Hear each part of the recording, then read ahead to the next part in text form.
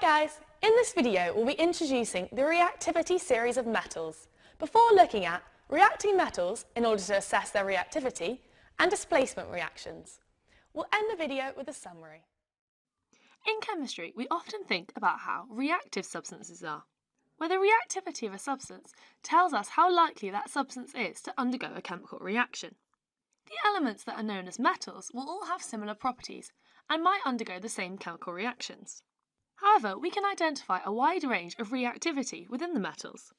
For example, platinum and gold are generally unreactive, whereas the group 1 metals, such as potassium and sodium, will react violently with water.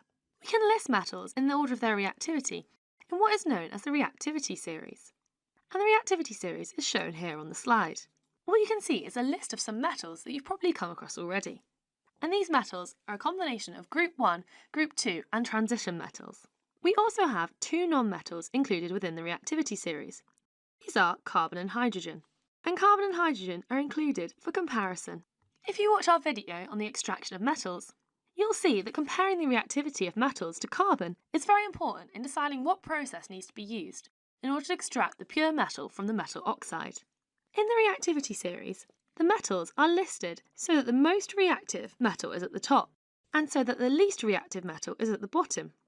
What this means is as we move down the list, we decrease the reactivity, and we can therefore say that sodium is less reactive than potassium, but lithium is less reactive than sodium, and so on, telling us that out of these metals and non-metals, potassium is the most reactive and platinum is the least reactive. You'll notice that 3 of the group 1 metals are at the top of the table, and they're in the order potassium, then sodium, then lithium, showing you that as you travel down the group from lithium to sodium potassium, you increase the reactivity. So, how do we form a reactivity series? If you've watched our video on the group 1 metals, you'll know that these metals all have one electron in their outer shell when they're present as an atom, and that in reactions, they generally tend to lose this outer shell electron in order to form the cation. And as a general rule for all metals, metals will generally form cations in chemical reactions. If a metal is going to form a cation in a reaction, we can tell how reactive that metal is by how easily it forms a cation. More reactive metals will form cations more easily. Hi guys!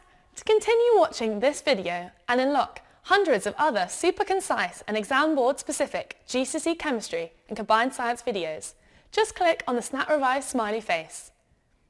Join me today and together let's make chemistry at GCSE a walk in the park.